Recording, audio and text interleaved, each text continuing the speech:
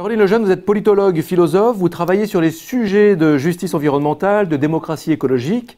Et avec vous, on va aborder le lien entre justice sociale et écologie. On va aussi parler des pratiques de sobriété des personnes en situation de précarité et les conséquences que cela implique sur la valorisation des identités sociales et politiques.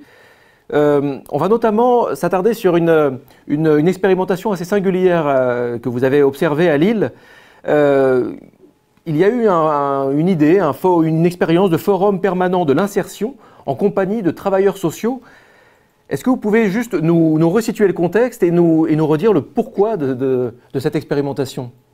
Oui, bien sûr. C'est une initiative qui est née à Lille, donc dans le département, dans la région Hauts-de-France, et qui est née à l'initiative des travailleurs sociaux qui avait pour objectif principal de pouvoir créer un espace de parole pour les personnes en situation de précarité et d'exclusion, des personnes qui pouvaient avoir le revenu de solidarité active, mais qui aussi pouvaient s'inscrire dans des parcours d'insertion sociale et de pouvoir participer finalement aux commissions locales d'insertion dans le cadre des politiques de retour en l'emploi.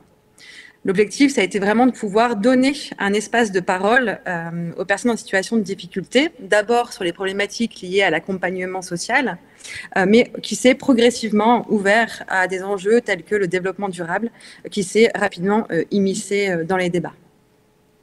Et du coup, ça, c'est le contexte. Quels enseignements vous avez tirés de cette observation ? Plusieurs enseignements ont pu être tirés de cette observation. La première, c'est qu'il y a une idée reçue qui consiste à penser que les personnes qui sont en situation de précarité sont éloignées des problématiques environnementales. Or, comme les mouvements de justice environnementale aux États-Unis l'ont bien démontré, ce sont celles qui sont aussi le plus exposées à un cumul d'injustices. Cumul lié aux inégalités sociales de revenus, d'inégalités d'exposition à des risques environnementaux, d'accès à l'énergie, mais aussi d'inégalités politiques dans leur capacité à pouvoir énoncer et participer et réclamer le droit à un environnement sain et à un emploi pour tous. Ça, c'est quelque chose d'intéressant parce que finalement, on a toujours l'impression qu'elles sont les plus éloignées, alors que finalement, ce sont celles qui sont les plus proches des problématiques environnementales parce qu'elles vivent au quotidien l'expérience d'un cumul d'inégalités environnementales, sociales et politiques. Ensuite, le processus de précarité, ou je dirais plus le processus de disqualification sociale, est intéressant à observer, puisqu'au fur et à mesure où on a la perte d'un emploi et où nos ressources s'amenuisent, on a de plus en plus de difficultés à choisir entre le fait de pouvoir se chauffer. Est-ce qu'on chauffe une pièce, 2 pièces, 3 pièces? Est-ce qu'on se chauffe ou est-ce qu'on se nourrit? Est-ce qu'on se déplace ou est-ce qu'on se nourrit? Et ça montre une accélération et une intensification des problématiques liées aux besoins essentiels et aux besoins de subsistance et d'existence dans nos sociétés actuelles. Cela pose une question, c'est les différentes pratiques qui sont mises en place par l'ensemble des populations qui subissent ce cumul d'inégalités et qui vont permettre de pouvoir réaliser des arbitrages dans leur capacité à exister et surtout de pouvoir maintenir cette capacité d'existence qui aujourd'hui est rendue difficile. Enfin, si je devais citer un dernier résultat, souvent on parle de sobriété dans l'environnementalisme surtout, en prônant une sobriété qui est heureuse, une sobriété qui est joyeuse. Dans ce que j'ai pu observer, c'est que la sobriété telle qu'elle est vécue par les personnes en situation de précarité est loin d'être heureuse.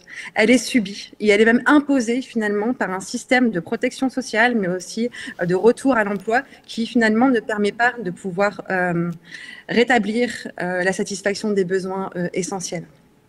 Ça me semble quelque chose d'intéressant et d'important à travailler, puisque finalement cette expérience de vivre les injustices au quotidien, ça montre vraiment que la sobriété environnementale ou énergétique, peu importe le nom qu'on lui donne, ne relève pas d'un choix, mais est subie par une disqualification.